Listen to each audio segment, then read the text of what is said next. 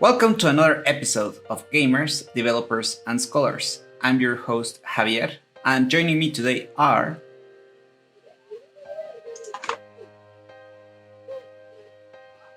Sucker prize. Hi, I'm in Ladyem. Hi, Imre. Yeah, and we continue discussing chicken police. So, last time our chickens were, I can't say that seriously, were in trouble. The ship went down, it was on fire, but now we have to figure out who did this and why. It was curious, Charles was mentioning to us that since this is a film noir movie, film noir story, there are some elements that could feel predictable. And in this sense, at least for me, it was somewhat predictable that we would get a twin at some point. And spoiler alert, of episode 3, we got a twin. However, it doesn't have to be necessarily a bad thing for us to be able to see what may come next.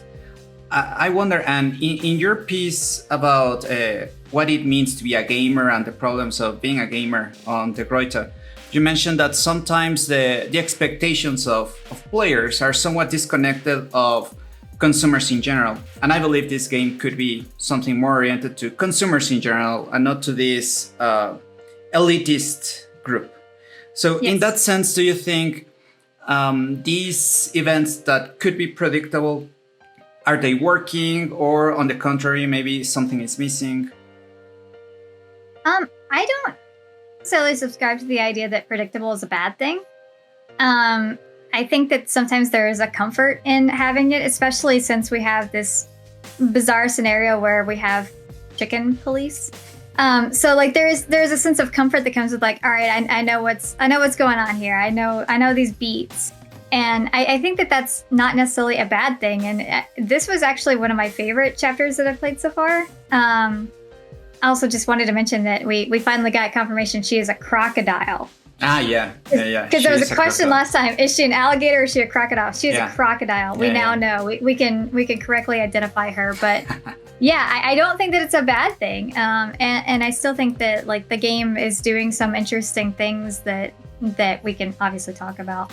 So it compensates. We have, let's say, standard narrative beats with something very innovative, very different, that is naturally our characters being chickens. I understand that.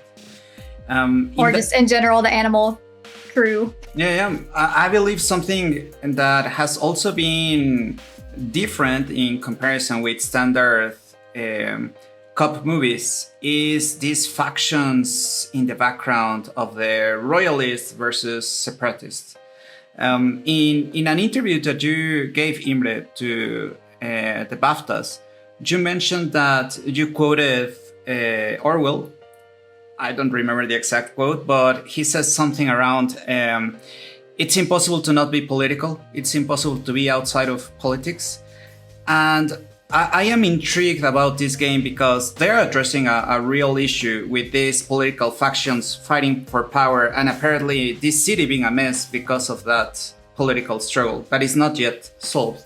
There are some parts of our city that we just hear that they are very alienated, like Roachtown and the Hive.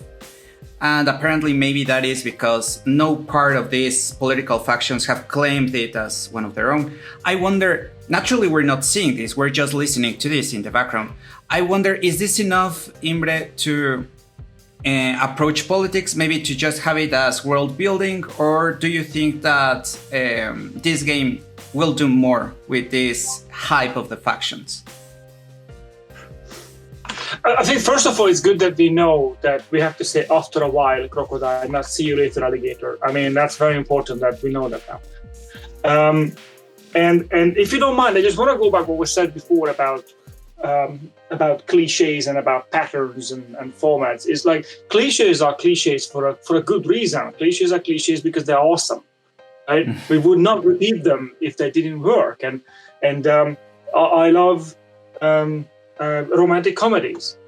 Like, they came together in the end, and at the end, who knew? And at the end of the second act, there was a big drama that they might not come together.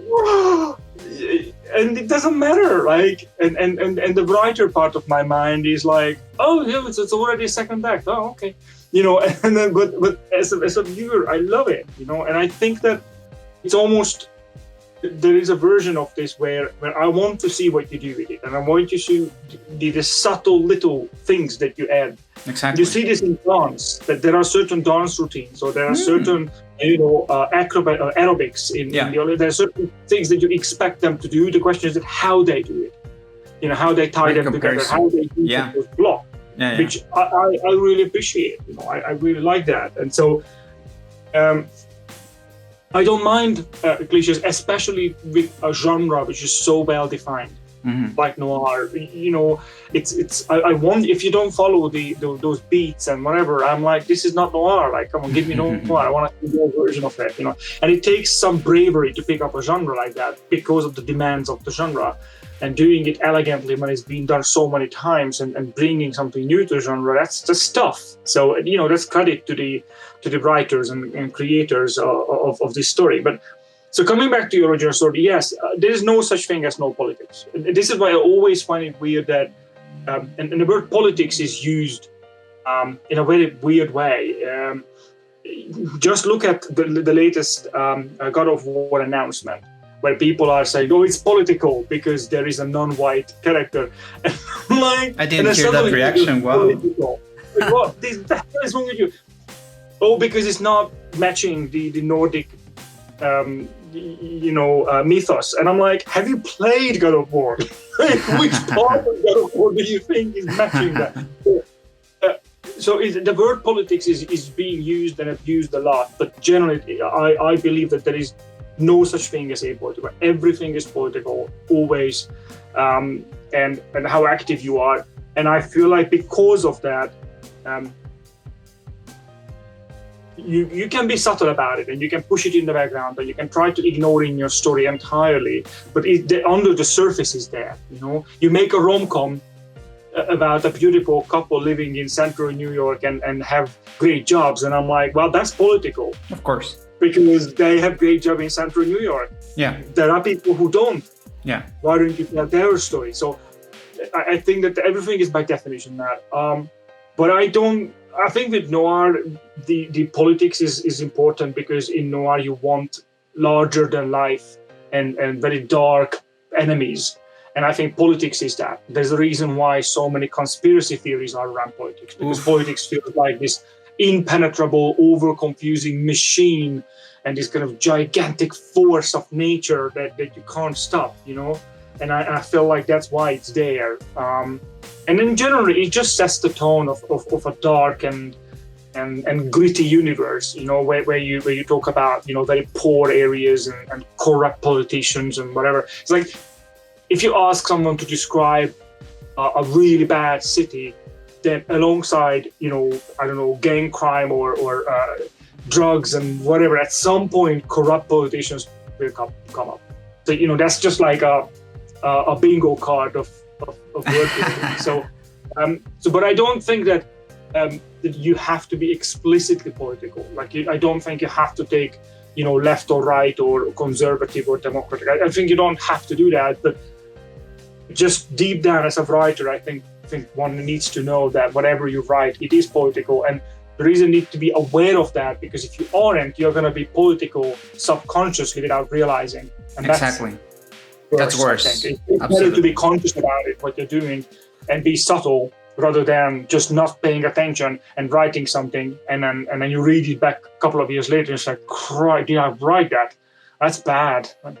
Yeah, I agree fully, Imre. As you say, it's good to be aware as developers, as different specialists, that intrinsically, when we are talking about story-driven games, you can't get out of having a political message. Why? Because, well, we're a social species, so naturally there will always be some form of power dynamics. Even if our species, like in Mass Effect, they are naturally different, well, there's still some power struggles going there, some people who are getting the short stick out of anything. In that sense, I like that since we have our chickens, we can question the power dynamics here in our society. And it doesn't have to be this very big world. Just the questions that they are asking can be entertaining by itself, but do pose the conflict behind. We were discussing about, is she a crocodile? At some point, I believe they say that a caiman, and just saying a caiman is a bit pejorative. When they don't say the exact species, it is pejorative for any character. Naturally, that is just a reference to racism, but it works. And it is funny at the same time, and I believe respectful, because fortunately it is a comedy, so it is consistent. I wonder, Shelly, have you been following up on the case, on the murder, how it's been covered up as a player?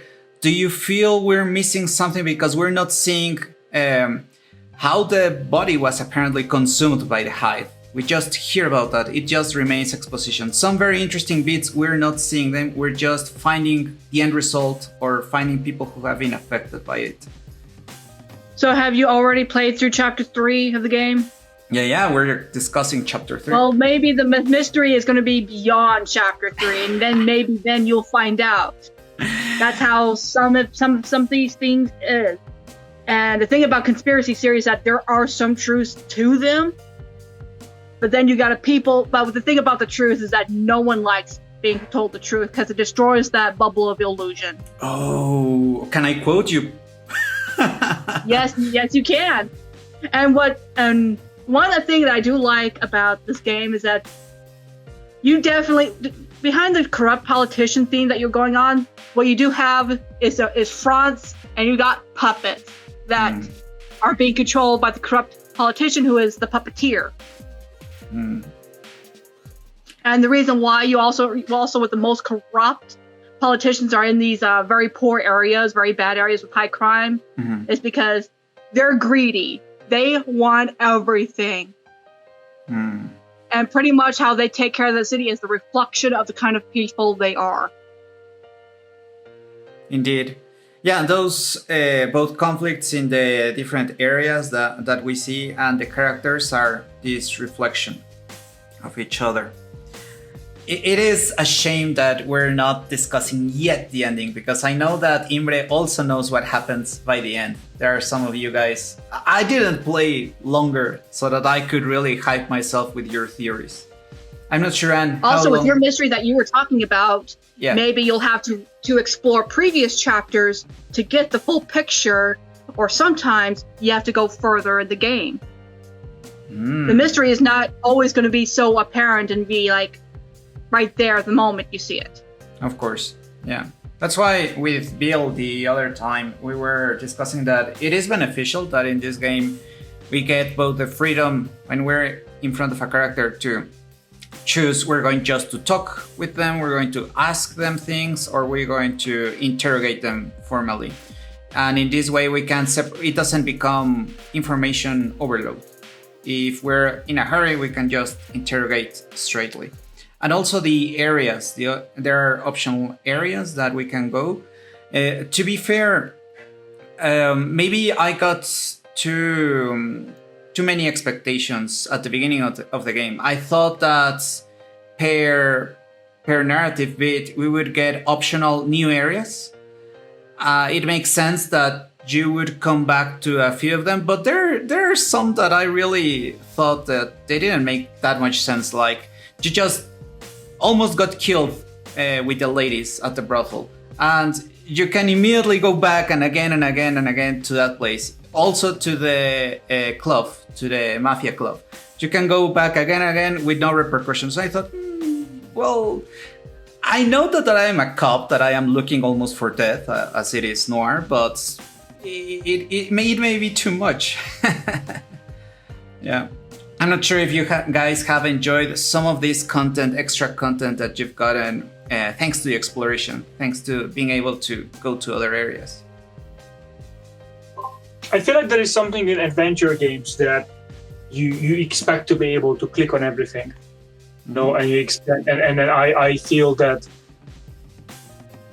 I think you're right, by the way, that there are locations where I wish the story would be recognizing what happened and not let me in or whatever. But at the same time, and I think it's a development limitation as well of, a small team. But I feel like there is a desire. Like, I know that I would get very annoyed if an adventure game doesn't let me go back and click read and look and on everything. In fact, there's some classic adventure games which did do that, and I end up reloading things because I just want to make sure that I've seen everything there is to be said.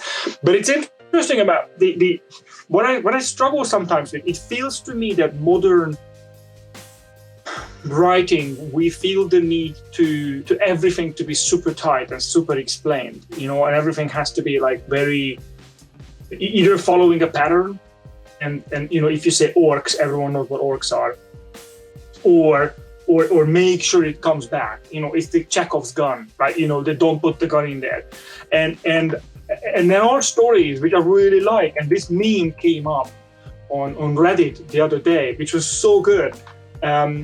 In A New Hope in Star Wars, Obi-Wan says something along the lines is that your father served in the Clone Wars. That's it, and they move on. I think that Clone Wars is mentioned like twice in the same conversation, and that's it. It never comes back. And then you think, what? What now? And it doesn't come back for, well, we now know for 20 years that no one explains what it is, right? And I kind of like that. I kind of like that to leave something that this story building. Leave some snippets for players to interpret. Allow me to go back to my school or workplace. And, you know what? I think it means that.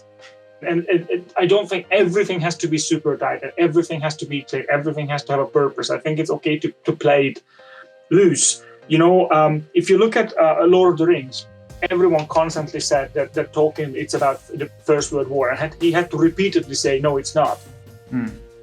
But, we are going to see things into it, even if the game, what we mentioned earlier, being political, even if that was not the intention of the writer, people under different life situations might recognize their own lived experiences reflected in their stories because you put it in there, like in your head, because those are the models working.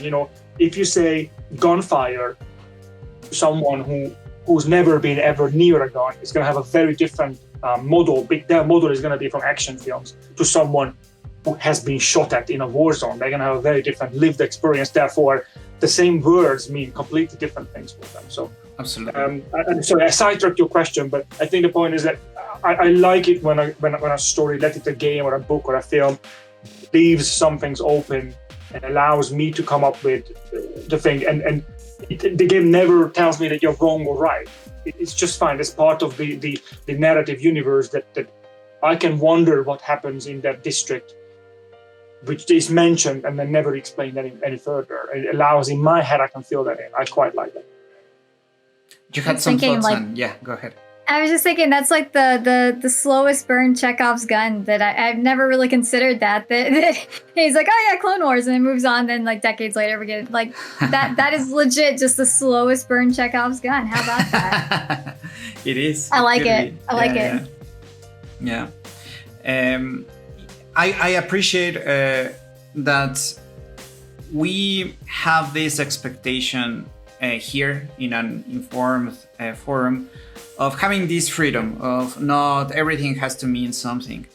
Because, well, as developers, I'm sure, Imre, you have experiences as well. You get on Twitter, you get sometimes this expectation, this demand of why didn't X happen? They have this headcanon that everything has to make not only sense, but sense according to their theory. And I believe that maybe that is just mass impression. Maybe a formal study could be done out of this. Is that for a long time, AAA games for some genres had stories that were very in your mouth. I don't know the term in English, but that everything was very packaged so that everything made sense, was understandable. It was a formulaic story, and people didn't have questions outside of them. In Mexico, for example, where PC gaming was not a thing mainly, and we mostly got consoles, I know people that are very much that way, who need their beats very precise going with the hero. And naturally with art, like you said, Imre, there are so many things that will add texture that may not make sense, that may not be the trap in order to get something down the road, but they're just people talking regularly and that maybe sometimes don't want to explain exactly what they mean.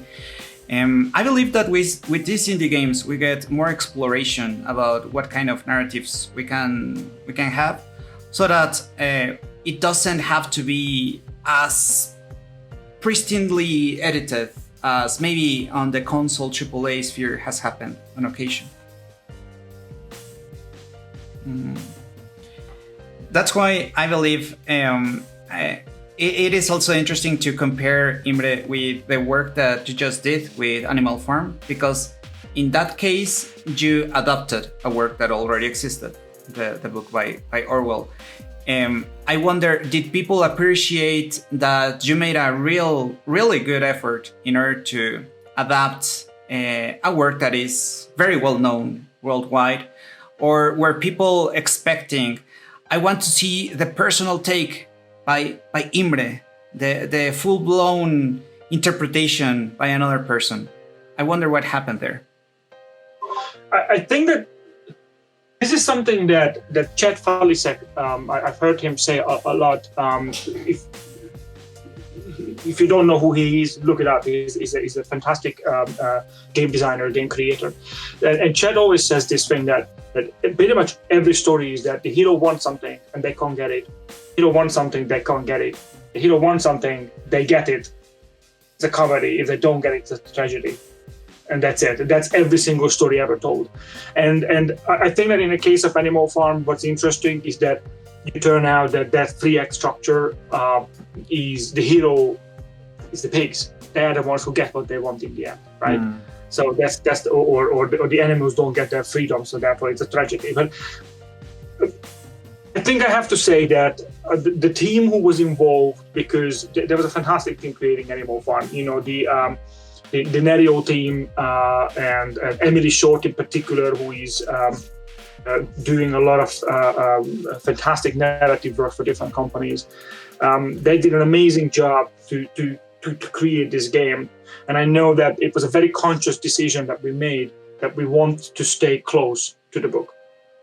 And we knew that we will be criticized no matter what we do. If we stay close, we will be criticized for that. If we go too far, we will be criticized. So we very consciously said we would rather be criticized for staying too close to Orwell than not. And then you will be getting the stick. You know, we just might pick which stick we get. Of course. And that was a very conscious decision. And that said, you cannot interpret anything without putting yourself into it. Sure. You know, there is no adaptation without interpretation. Yeah. You're always going to do that. It's just what it is, right? If you just read a book, you already added your interpretation because you use a different tone than the writer would have. So it's unavoidable. But on that particular case, we did a lot of second guessing. We did a lot of trying to understand what was Orwell's thought process, and reading everything he wrote and every bit of information we can get about him, and trying to make decision based on that. You know, trying to reproduce what we believe he might have said. And again, there's a lot of ifs and buts there, right? Not every game, you know, has to do that. And in that particular game, it meant less freedom because there was a very specific point we wanted to make in a very specific way. Yeah. The way Orwell did it. And in other games, the reality is that a smaller adventure game team will always be restricted to make less of a point, to give less options for different endings and different paths and whatever. But you know what? In the process, often they find their voice better because they do one thing and one very specific, and you really can get lost in that. If you look at huge RPGs with kind of these massive stories and 10 different endings, and sometimes it's good But sometimes you feel like, I don't know what the person, what is the point you're making? Like, what is the story you're telling? Exactly. You know, and there is a reason, for example, that in a lot of open world games, I prefer the side missions. I prefer this. The story is not of the characters. The story is of the universe. The side missions usually tell the story of the universe better than the main storyline. Like, I wish I could play Red Dead Redemption 2 without the main storyline. I wish I could just open the whole map, remove all the main mission, and just let me just do side quests, nothing else. I love it. In Fallouts, that's what I like. So I feel like it's very healthy sometimes when a story doesn't allow different endings, and I know that most gamers will disagree. I'm not necessarily a fan when a game forces itself to have different ending, like widely varied, and it's like, why? A film doesn't have it. Don't try to do that, and then you distract yourself, and in the process of chasing that, you end up doing 5 things mediocre rather than one thing. Instead of focusing, instead of having a point. Go ahead, Anne, please. Unless you're Clue, because Clue is a movie that had multiple endings. And that is a great movie. That is a great movie. I haven't watched it yet. I didn't even know there was a movie. I have to watch it at some point. To be fair, this was an idea. I've been talking to someone about this, that to make a movie where every cinema randomly would get a different. Whoa! That's how Clue did it. Is that really? random theaters would get different endings, and then so people would talk, and they're like, "Oh, it ended this way." Like, no, it ended this way. What are you talking about? Yeah. And so Clue was just like so clever in that sense, and it's such a great movie. How impressive! I hate Around on what year, more or less, was this release? Oh, geez, I'd have to look that up. Give me a second. Because not that long ago. Because I'm surprised that I had no idea about it. Full disclosure, Clue is not that big of a game here in Mexico, so maybe that's another reason that it didn't get into the news here. 1985. Oh, I wasn't even born. Yeah, you asked too much of me, but I'll check it out. That sounds like a good idea.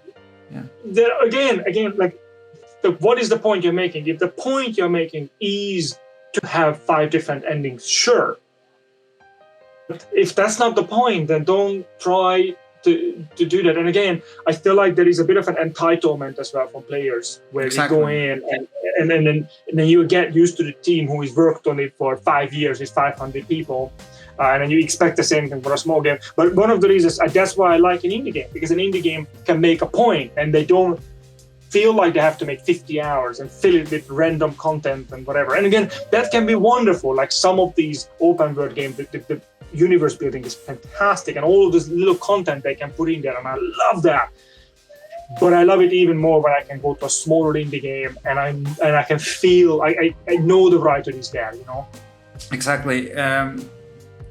With The Wild Gentleman, I really appreciated from the very beginning, Imre, that you told us that the team wanted to tell a very particular story, and I do feel that sometimes there is an enjoyment just about how they're telling the story, with jokes, with circling around the point, because they have no rush. They know what they want to say. And I even enjoyed that, for example, our protagonist at some point tells his partner, leave here before it gets too dangerous. And I'm like, oh, come on, this is a movie with buddies. They won't abandon each other. But I wanted to see this tension between them, and I enjoyed it. And naturally, the acting, the voice acting, and the dialogue has this enjoyment, has this I don't know. I can feel the enjoyment of the creator that went into it. Maybe because it's well done. Maybe because there is this coherence of the work. Like you were saying, Imre, they picked some battles and it is coherent in what they're telling. And in contrast, for example, there were some other things that I had the expectation. I wanted to see more of this world, but so far when I've had these optional places, like I've said, they get repeated. I didn't expect that. Since the world so far, what I've seen is very interesting. I would love to see more locations. But I understand. I prefer, because there's always this opportunity cost, I prefer that so far the main story is so well polished and that maybe these extra locations are, well, you're just repeating the few pieces that the resources allow the team to do.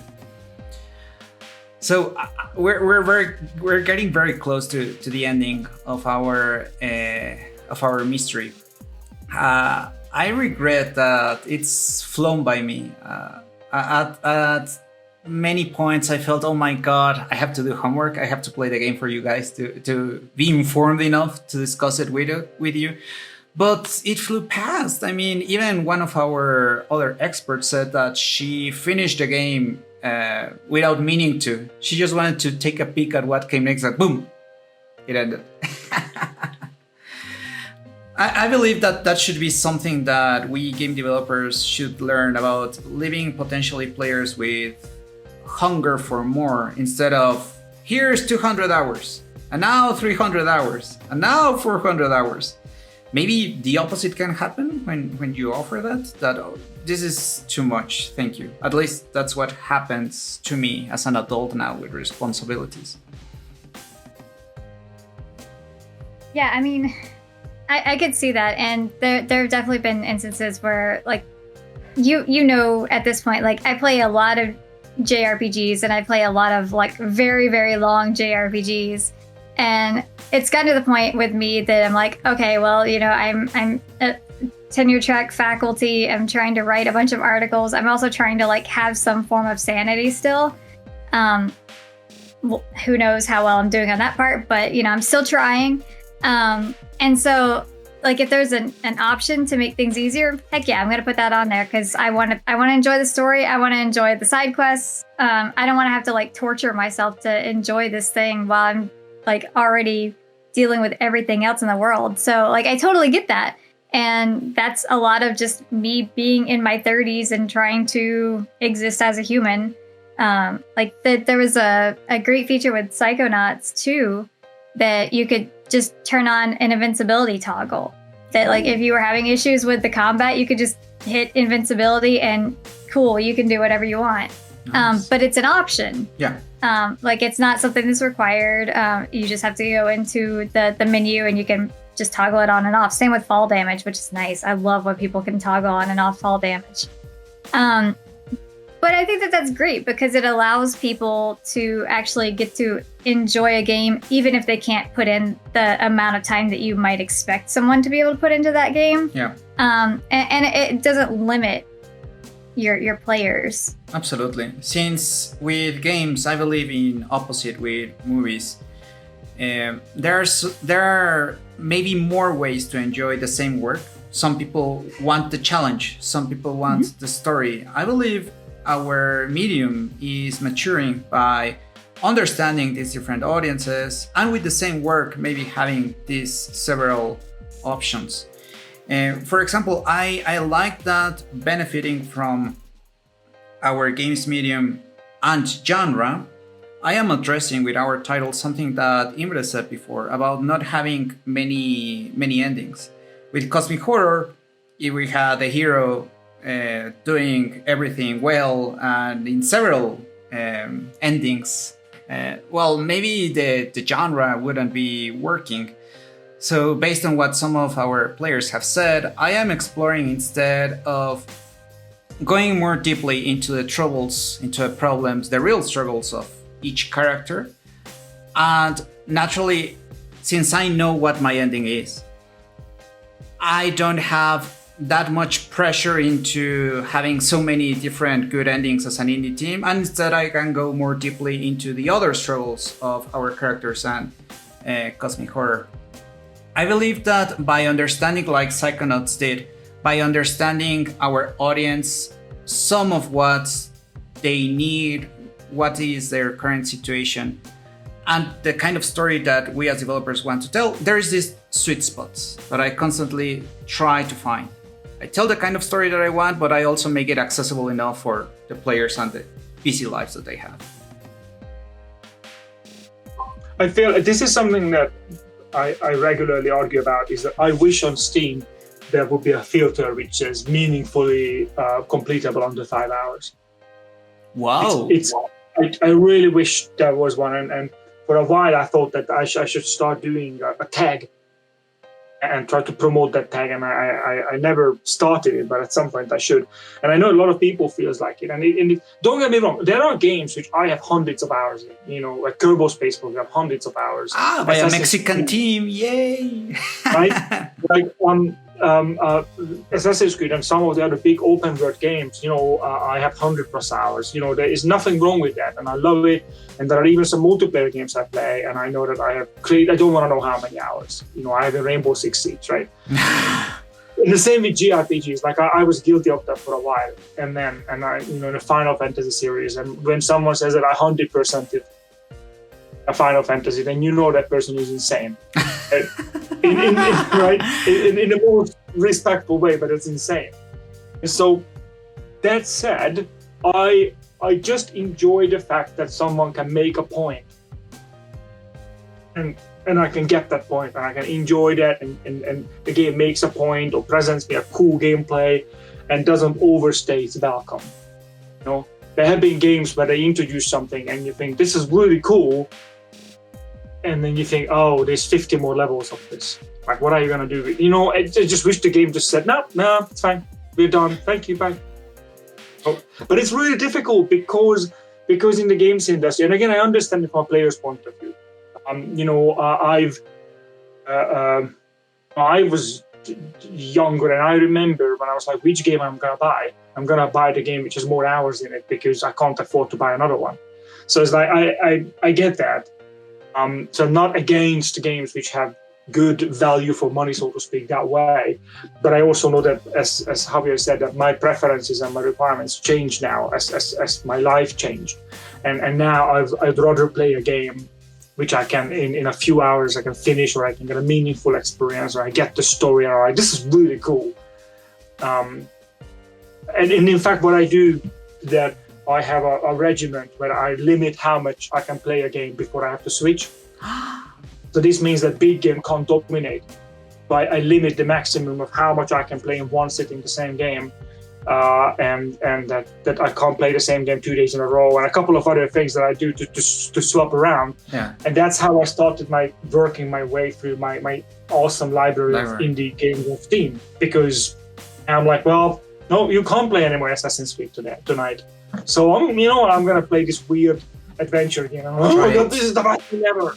Yeah. Because otherwise we wouldn't, because it's difficult. Anyway, so I'm totally for that. Short games for the win.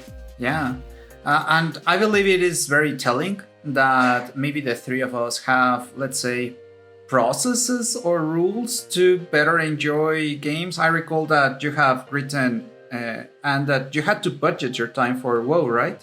At some point. For which one? For WoW, for World of Warcraft, I believe. Oh, World of Warcraft. Yeah. I stopped playing it because it was just a thing that I couldn't handle anymore. But yeah, I used to have to like budget time and also money because I was in school and I was trying to figure out like how do I play this, and how do I also exist as a person who's functional and does things that they're supposed to do.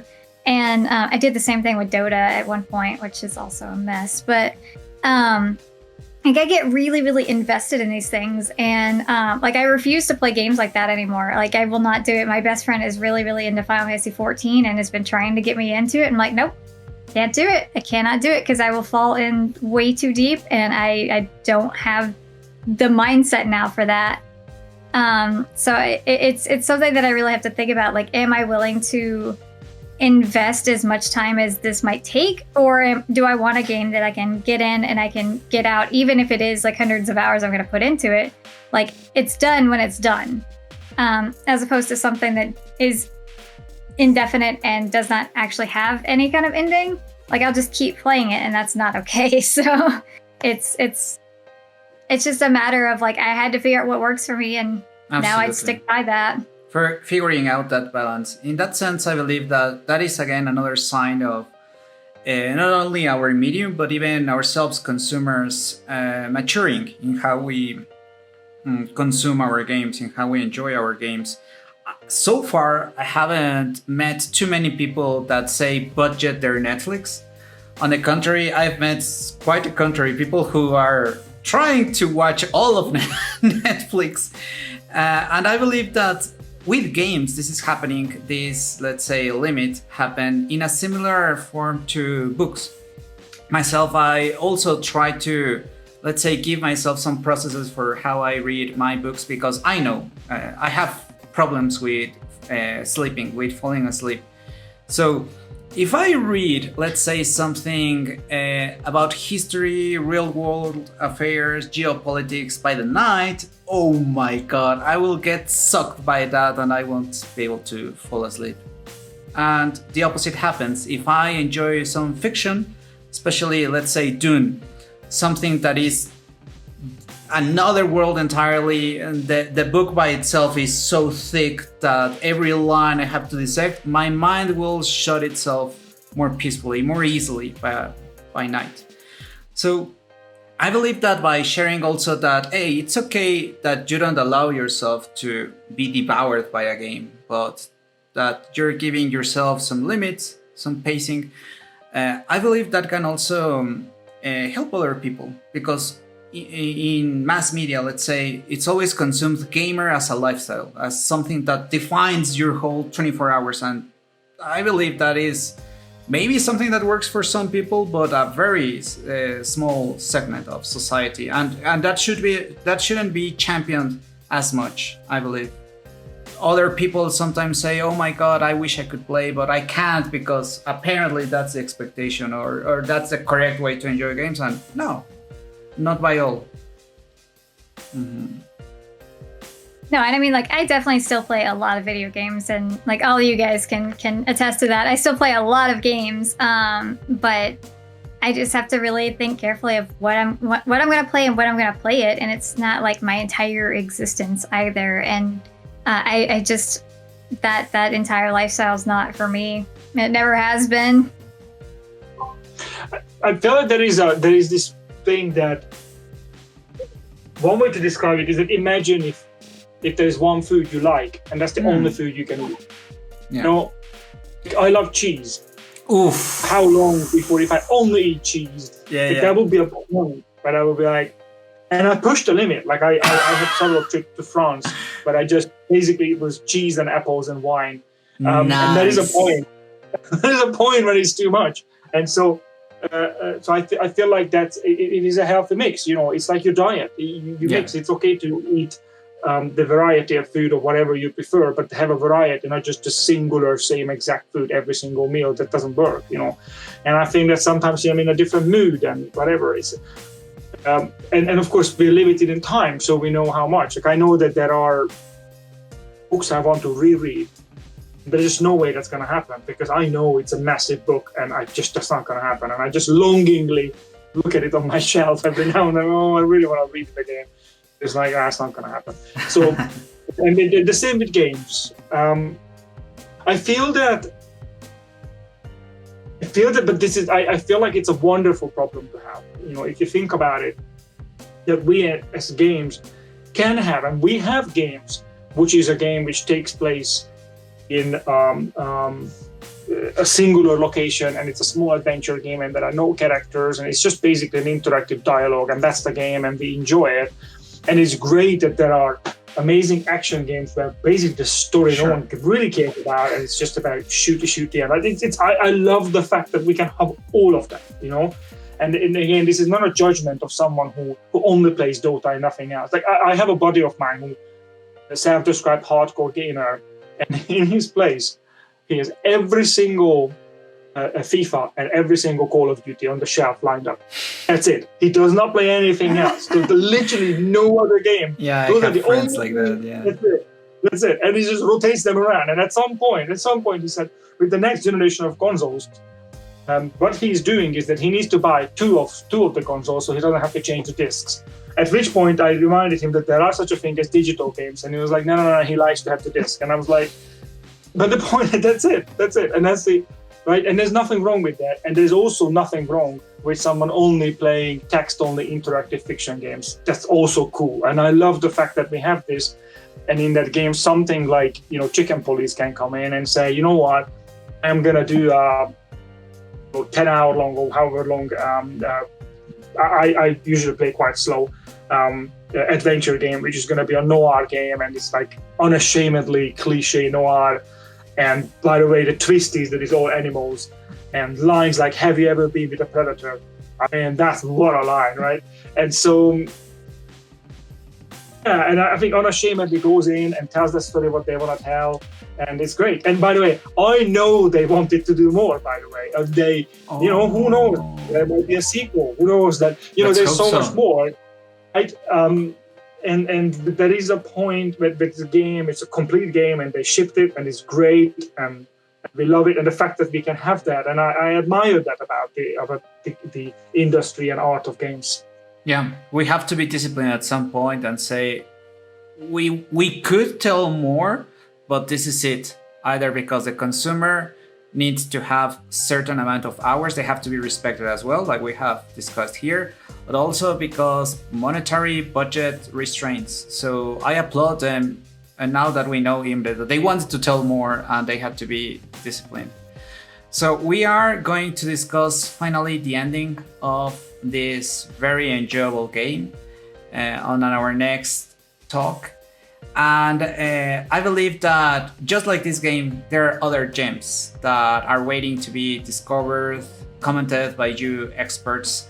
So equally, you can begin recommending story-driven titles, because I am pretty sure that just like we said that we have our processes that we have to respect in order to make time for this, it will be equally enjoyable not only to play more titles like this, but also to discuss them with you pros. So see you in 2 Sundays. Have a great day.